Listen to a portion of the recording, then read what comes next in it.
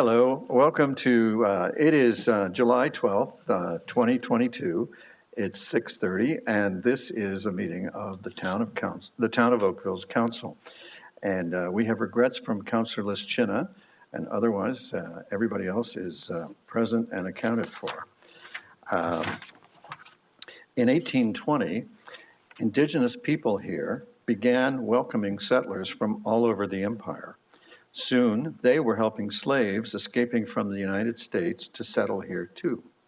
Today, our Indigenous founding partners are still here enjoying this land with us. They fish and camp under their treaty rights.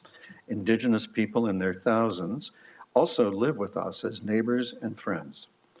Our Indigenous white and black settlers created a community with an attractive degree of harmony and prosperity. In 1857, Ontario gave official recognition of Oakville as a town. At Town Hall, all of these years later, we fly the flag of the Mississaugas of the Credit beside the flags of Oakville, Ontario, and Canada. We fly these flags together to acknowledge our origins. People from all over the world are attracted to the livability we have created. We offer newcomers a warm spirit of welcome. We offer everyone our founding story, so everyone knows what we are part of. We feel sorrow and distress for acts of racism and intolerance suffered across Canada and here at home. We want our future to be equitable and inclusive for all. The path of truth and reconciliation can unite us all. Please keep well, stay safe, and let us on council know of any chance to be helpful to you and yours. And please let us know anytime you can help increase Oakville's harmony, prosperity, and livability. I would now ask if everyone would join us in O Canada. Please rise.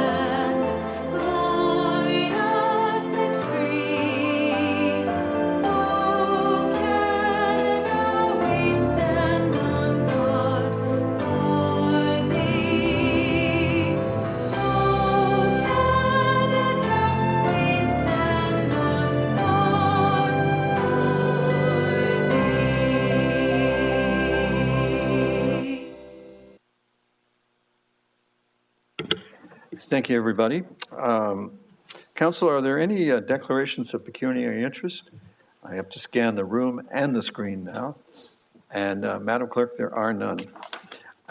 Council, I'd like to call your attention now to the confirmation of minutes of the previous council meetings. We have listed the minutes of the regular session of council on June 20th, the confidential minutes of the closed session on June 20th, the regular session of Planning and Development Council, June 27th, and the confidential minutes from June 27th. Is there a mover and seconder for the minutes as presented? Councillor Elgar and Councillor Adams, thank you. Any corrections or objections? There being none, that's carried, Madam Clerk. We have no public presentations this evening, but it would be in order for two of us to move and second resolving into committee of the whole. Councillor Knoll and Councillor Duddick, thank you. Any objection? There being none, that carries, and we are now in the relaxed rule environment of the Committee of the Whole. Council, we have two consent items. Are you content to regard them as consent? If so, I need a motion. Councillor Palmer, thank you. Is there an objection or separation? There being none, I declare the consent items adopted. Thank you. That brings us to our discussion items. We have two. 9.1 and 9.2. 9.1 is titled The 2023 Remuneration for Elected Officials. And staff are available to answer questions, if any. Otherwise, I'll look for a motion. Councillor Chisholm, thank you. Councillor Giddings? Thank you, Mr. Mayor. I do have some questions for staff. Well, please ask away. I'm just looking to see who I'm going to be speaking with here. Susan Ashmore, the Director of Human Resources, will take your question. All right, now I can see. Thank you very much. I'm just wondering, when was the last time this was updated, or the rules, the directive, what was to be reported? Has those been revised in the past couple of terms? Through you, Mr. Mayor, are you talking about the remuneration component or the policy on both? The policy overall, yes. So the policy itself actually was reviewed and brought forward earlier this year through Andrea Coyne through the Clerk's Department in terms of all of the terms. My report today is just focused on the actual remuneration and the recommendation regarding the 75th percentile. So I'm happy to take that back, but that's... All right, I have no difficulty. Obviously, this is coming into effect January 1st of next year. Yes. Just wondering for, I guess the next cycle will be coming into effect of January 2027, which seems like a long way from now. Just in terms of the terms of reference, with the number of changes that have occurred with various municipalities, I'm just wondering if we'd be able to introduce some changes for the next round of update in terms of remuneration, in terms of some of the comparators being looked at. Madam Director, I'll take that. Councillor, it's always in order for a member of council to bring forward a motion to have the criteria reviewed and or changed. And we could do that at the next meeting of council, or we could wait until the first meeting of the next council after the election. But you can, if you want the criteria changed and council agrees, it can happen. All right, if I could, I'd like to just, I'll work on for the next meeting, just for my colleagues' benefit, just looking for some further details on full-time versus part-time, include details of administrative support offered by comparator municipalities, single tier versus dual tier, the number of councillors by the comparator municipality, the number of wards in each of the comparator municipalities, as well as the total cost of representation. I know we did some work on that a year or two ago, but I think it would benefit the public and be fully transparent in terms of being able to include further details in terms of the overall remuneration of council. It's a great idea, Councillor, and I am happy to offer that the Office of Mayor and Council would work with you to create a set of criteria that would please you. And I can summon from memory that the comparison of the cost of one of our neighbor cities with half our number of councillors was $115,000 a year more than us. They were approximately 1.8 million a year, and we're 1.7 approximately. So yeah, there's always room for continuous improvement here. Is that good for now for you? That's great. Thank you very much, Mr. Mayor. You're welcome. Councillor Elgar. Through you, Mayor Burton, I agree with Councillor Giddings and also what you just said, because they're a true comparison and not just the straight salary, because you're absolutely right. In a municipality not far away, they put on a big push to cut members of council so they could save so much money, only to learn a few years later everyone has a full-time administrative assistant in the council office at City Hall. And also I noticed some of the mayors in other municipalities, if they're on boards, hydro boards is a good example, they do get paid for it. And I know in Oakville that does not happen. And I think a real good comparison sometime in the future would be good. I thank you. That's right. I'm the odd man out in the mayor club. But anyway, I'm not complaining. All right. So the indicated motion is going to be given us by who here? Ms. Ashmore, thank you very much. Councillor Chisholm, thank you for the motion. Is there an objection? Madam Clerk, there's no objection, and the motion carries. And what the motion says, for the benefit of the public who may not have the agenda, is that the next mayor's stipend will be adjusted upward by $595 a year starting in January 1st of next year.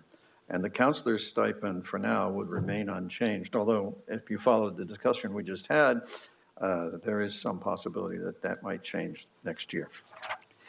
All right, that brings us to 9.2, which is by far the most important thing we're doing tonight. And this is the approval of the new development charges bylaw. Staff have been working alongside our consultants to formulate the development charge background study and the draft bylaw that we are considering tonight. Council and the public have been engaged through the provision of the background study, through the DC Development Charge Steering Committee, a public meeting at a previous session of council, and a stakeholder session. Staff have also provided a memo to address some of the questions raised by council during the public meeting. Tonight, we are looking to approve the new bylaw in accordance with the Development Charges Act. Staff are available to ask any questions, and I'd like to ask staff to detail for the benefit of the public the material provided in the memo to council that answers the questions that were asked at the public meeting.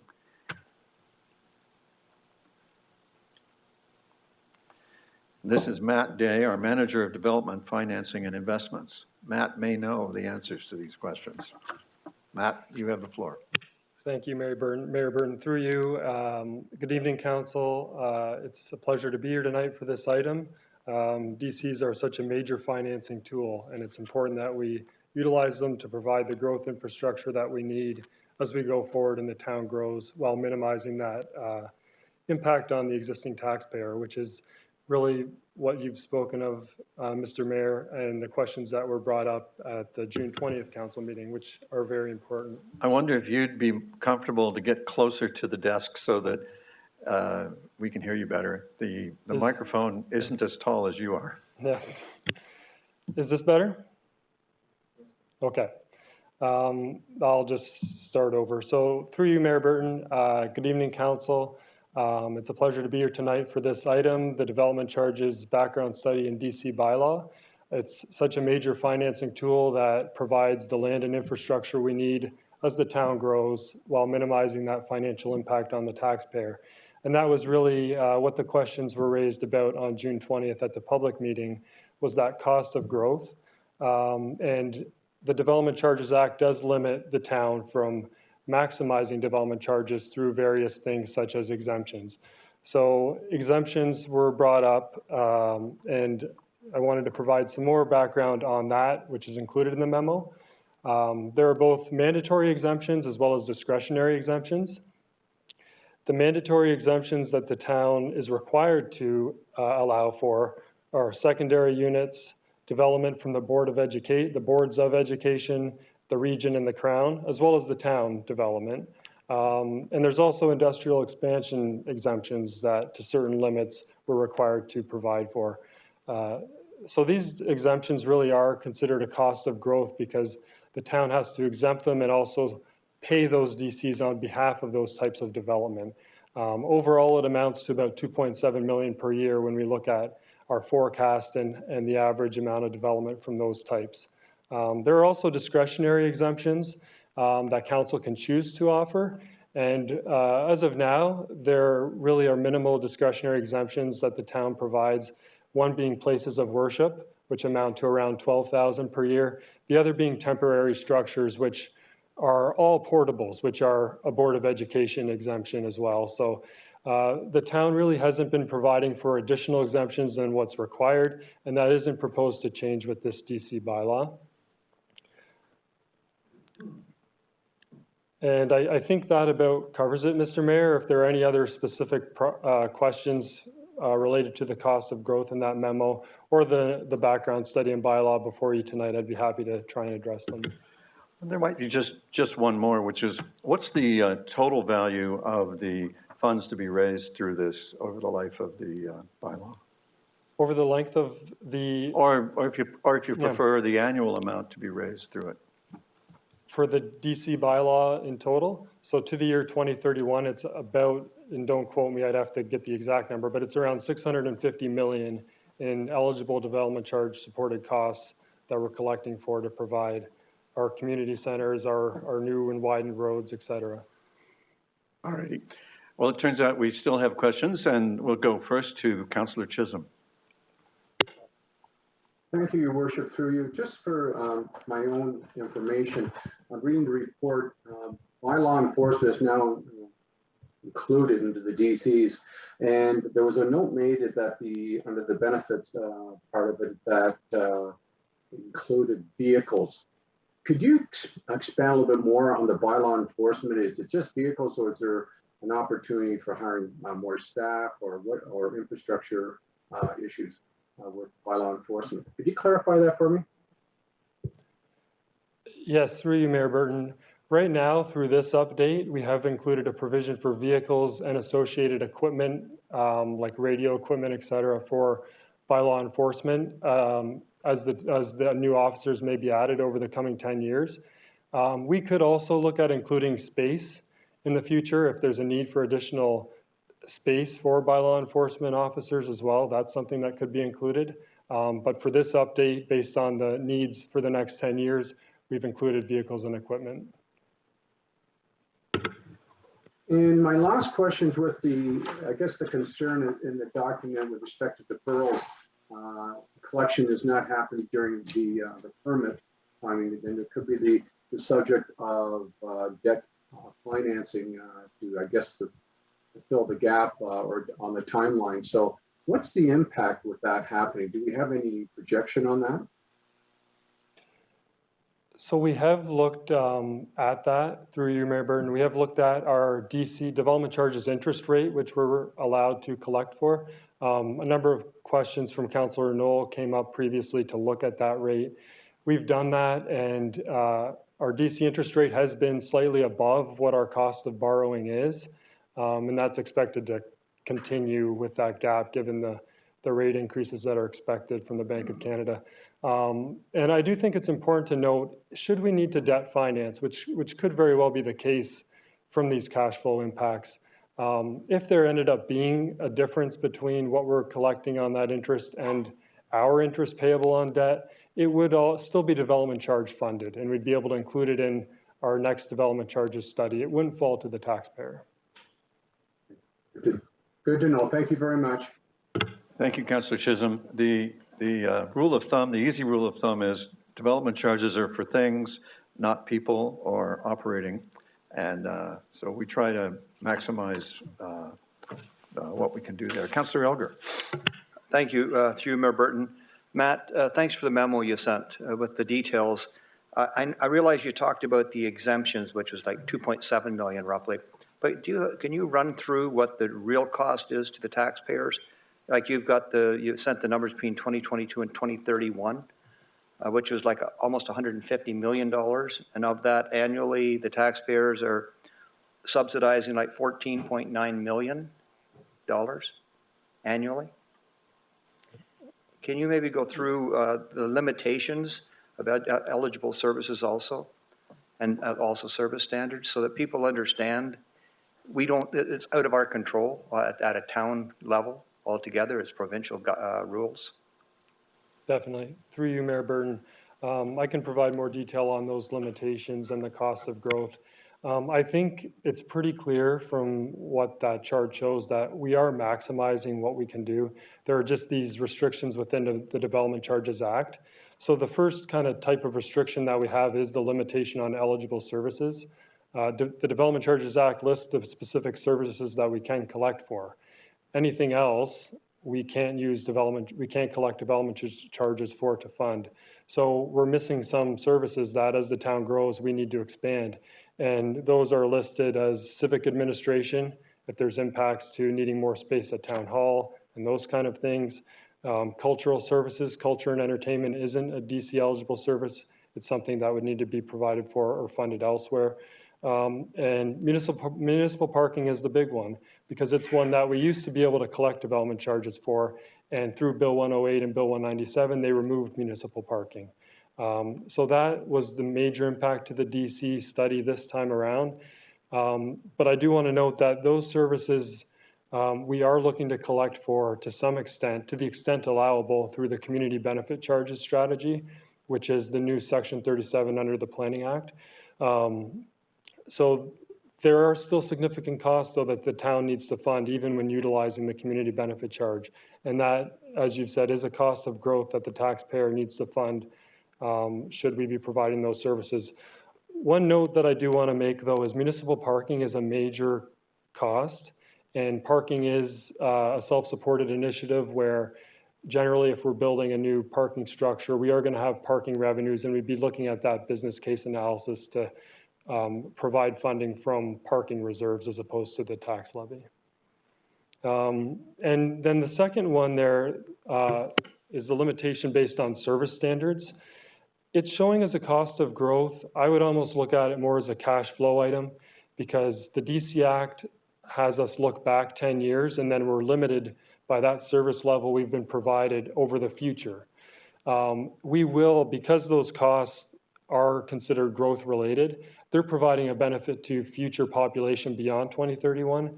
When we go through our next DC study and bylaw, we'll be able to bring those in. So it's another one of those cash flow items, but at the end of the day, we will end up getting those through development charges. So I think in terms of the cost of growth, the limitation on services and the exemptions are really the two key ones. Well, I want to thank you. It was a very good, succinct report. If people really sit down and read it, and the numbers, they're still shocking, like almost 15 million annually. So I appreciate it. Thank you. Thank you, Councillor. Would you give us the indicated motion? Thank you, Councillor Elgar. Is there any objection to the motion? There being none, that carries. Okay, we're in committee of the whole, so we appreciate the volunteer effort. Council, that brings us to the advisory committee minutes. The accessibility advisory committee minutes of June 9th need to be approved. And I'm looking for Councillor Robertson. Thank you. Any objection to Councillor Robertson's motion? There being none, that's carried. Councillor Elgar, your hand is up. I'll call you now. Hang on here. Okay, very well. Well then, could we have a motion to rise and report to council? Councillor Grant, thank you for that. Any objection? There being none, that carries. I rise and report. The Committee of the Whole has met and has made recommendations on consent items 7.1 and 7.2, discussion items 9.1 and 9.2, and advisory committee minutes 11.1, as noted by the clerk. A mover and seconder for this report would be welcome. Councillor Longo and Councillor Knoll, thank you. Any objection? Madam Clerk, there being none, the report is adopted. Council, I call your attention to the information items that have been circulated electronically to you in the agenda and the status of outstanding issues list. And I see hands now. Councillor Haslett-Theall, and then Councillor Giddings, and then Councillor Chisholm. Thank you, Mayor Burton. I just wanted to ask a couple questions in regards to the parking management memo. So I guess it's to Director Barry. So thank you very much for the update. And I also wanted to say thank you very much for meeting with the 3 BIA directors. I understand it was a fulsome discussion about the parking management strategy, and they gave some good feedback and opportunities for continuous improvement. Could you just confirm the timing of when people will be back to survey for their utilization rate. For my council colleagues' reference, there is some concern that the timing of when the parking utilization study, actual number of spaces used, was during COVID, and there was a commitment to reassessing that utilization. Director Barry, could you just confirm when that will be scheduled? And is there any consideration for the fact that we are now headed or in a seventh wave, how that might affect any commitment to redoing that? Through you, Mr. Mayor, to the councillor, we are planning to resurvey this fall. And of course, the hopes are that come this fall, we will be in a more normal state and be able to correct any numbers that were out of sync because of COVID. That said, as you've said, we're also monitoring COVID, and depending on the situation, we'll have to make a decision. But at this time, we are planning this fall as the next counting phase. Okay, thank you very much for that clarification. My other question is just around the mobility, the urban mobility, and I'm not sure, I think probably Director Charles may want to answer this. I understand it's a joint effort, and as I've given you some feedback, the consultation itself had some opportunities. And I was a bit concerned that it referenced that the urban mobility strategy had been endorsed when it had only been received, and that there is a commitment to doing public consultation to help the public understand what the goals and direction the urban mobility strategy would take us in, and to get their input and feedback and hopefully some support. So is there a timing on when that process is going to be in place? And could we get some information on how the consultation will be conducted?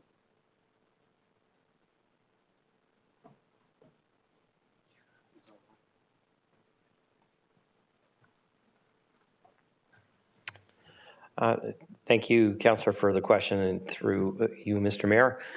The consultation that we are planning will be tied to the Transportation Master Plan consultation program, and that is yet to be crystallized in a solid form, but it will likely initiate in the fall and carry on through the end of the year. So we will need to report back, Councillor, on the specifics, but our intention is to marry the two efforts, so there's not duplication and overlap. So thank you, Commissioner. And is there any thought that it might be in person or a different format than we perhaps used on the parking consultation? Through you, Mr. Mayor, certainly we'll use as many methods as we can and the most effective ones. And if you've got some advice about how we might undertake that, I'd love to receive that. But we have the opportunity, and I think we've done a really good job at taking the opportunities that virtual meetings afford. And we understand that some people are more comfortable in person, so we'll have to weigh the opportunities that we have. But certainly, if you've got a suggestion on that you would like to see, we can take that under advisement and incorporate that into our efforts. So thank you, Commissioner, and I'd encourage all my council colleagues to perhaps send in some feedback about how you might like to see the consultation process work. But I appreciate your time, and I'm looking forward to that those consultations. Councillor Giddings, I think you're next. Thank you, Mr. Mayor. This is regarding the implementation of automated speed enforcement, and looking for some feedback in terms, well, first of all, the good news is there was a report out of Mississauga last week talking about the positive effect that automated speed enforcement has had in the city of Mississauga. Average speed at their 35 locations where it's been implemented where it's been deployed is down by 8 kilometers an hour, and speed limit compliance has increased by 26%. So I think that confirms that we made a wise decision. My concern is regarding the delay as a result of some provincial issues with it coming in. The report talks that there's little that we can do in terms of getting the cameras out there. But what I find interesting is that while the city of Mississauga is currently losing money, as they say, said in their report, their $43 million cost of the Mississauga program over the next 3 years is expected to be more than offset by revenues. And so I know our discussions in the past have been how we will never be able to make money on automated speed enforcement. For the next update, I'd appreciate information on what other information is available from other municipalities, whether this will always be a loss leader or whether Mississauga in effect has been able to cover their cost and make some money on the program. Thank you, Mr. Mayor. Thank you, Councillor. Councillor Chisholm?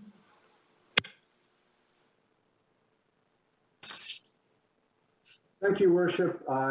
Councillor Giddings' questions, I echo. That's when I was concerned with respect to the cost. What's happened in Mississauga, understanding it has some positive outcomes. However, the negative outcome is the cost to the municipality. In the future reports, that is very important to see where we are and what we're subsidizing this program for, how much within the next couple of years. So that's important as part of the report, an update on that one. The second part of the ASE, on Appendix A, it's a correction. We have on Ward 1, Phelan Avenue as a safety zone location or proposed ACE. It's in Ward 1, it's in Ward 2. So can we make that correction, staff? Jim, could you make sure that that's corrected in Ward 2? Yes, Councillor. The clerks will use their delegated authority to fix that typo. Thank you. And the other question I have of staff with respect to the Main Street commercial mixed use areas for parking operations in downtown Oakville and Kerr Street is needed. It says it's needed, but doesn't give any date or timing of this study coming into a startup or into an effect. Could I have staff comment on that and when that will be happening? I believe the commissioner hasn't left the room. He's behind you, Madam CAO.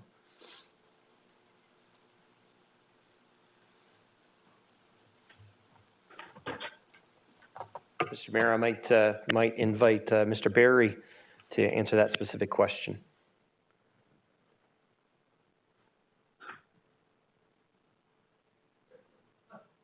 Through you, Mr. Mayor. I don't have the date in front of me, Councillor. I will get that to you and send an email to all of Council with the date when that'll kick off. Thanks, Jim. And the reason I've asked the question, and this is just for the information for Council, as you're aware, Councillor Duddick and myself will put a requested report for an upgrade or utilization and redevelopment of Kerr Street, and hoping all these reports come into coordinated effort with respect to the report, hopefully by the end of the year with respect to Kerr Street. So that to me is a very important part of the puzzle for Kerr Street, especially with parking issues and challenges we have there. So I'll just leave it as that, and thank you very much to staff for this report. Thank you. Thank you very much, Councillor Chisholm. Councillor Longo?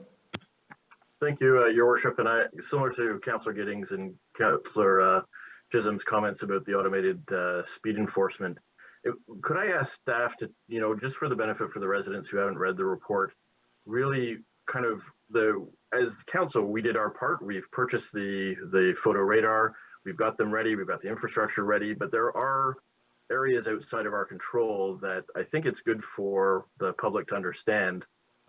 If they could just kind of a high level, just indicate, what the joint processing, I believe that's called the joint processing center. Who are they? Those types of things, just to give a bit of a flavor of what we need to do as a town, but then who are our partners that we're trying to work with to get this up and running?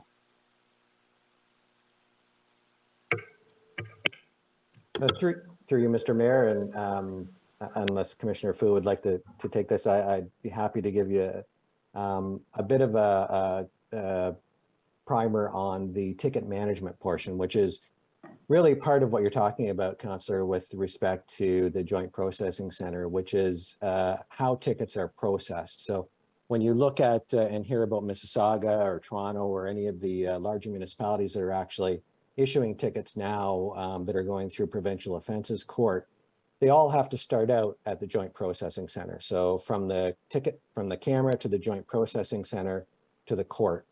And that was the intended process to take place up until recently when after some after we advocated for some change, the administrative monetary penalties has been introduced by the province. And the real problem before that was the courts were becoming overloaded with ticket numbers. And I know there was a question earlier about cost and cost recovery. And some of the limiters on cost recovery are the fact that the courts could only handle a certain level of ticket numbers. So as we move forward with AMPS, we'll be able to look at that, analyze it, and determine if we can up that number, which increases the cost recovery, and then in turn pairs with the effectiveness of the equipment itself. That's great. Thanks, Director Barry, for that clarification. That's it for me, Mayor Burton. Thank you. Thank you, Councillor Longo. Councillor Robertson. I just wanted to direct everyone's attention to the Truth and Reconciliation memo. And I wanted to first give Rebecca Brooks and her staff a huge kudo for how much has been done to create excellent, meaningful truth and reconciliation calls to action. My question is, mostly I wanted to give thanks, but I will ask a question. If we got the Hamilton Halton Brant Regional Tourism Association grant, if we know we got that or not.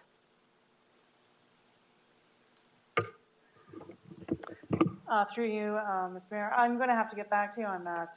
Rebecca is on holidays, unfortunately, this week, so she's unable to address that question. But we will get back to you as well as the rest of council in terms of the funding. Thank you. Actually, we have been trying to provide an overall memo on the funding pieces, so maybe perhaps we'll expand it and include all of the funding pieces that we get.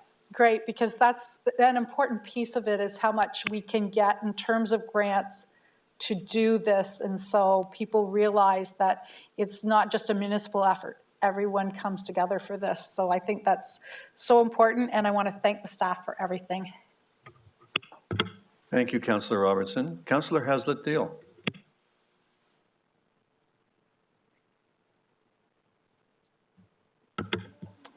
I hate to be the one to say you're on mute, but I guess it happens at every meeting. Sorry, thank you. My question is on 13.2, and it's related to the establishment of the one-time 50% reimbursement if municipal tree roots potentially have caused damage to the sewer or the lateral. And I just wondered if staff could advise, when was the last time we revisited that number? And it looked to me like it was 2009. Is there, when was the last time we revisited that number? Through you, Mayor Burton. The policy was brought forward actually just this year. I think it was May 25th.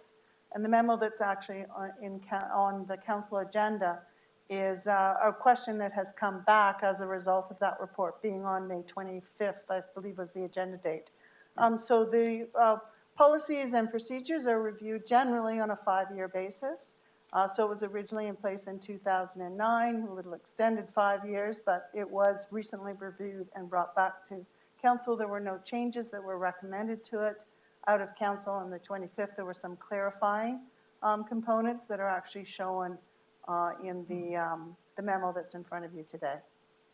All right. Thank you for clarifying that for me. I missed that it was the May 25th, 2022. I appreciate that. Thank you, Councillor. Well, Council, I believe that brings us to new business. And you'll see, or maybe it doesn't. Councillor O'Meara. Sorry, Your Worship. I just I have some new business to add, but I'll when you're ready, I'll wait till after the notice motion if you'd wish.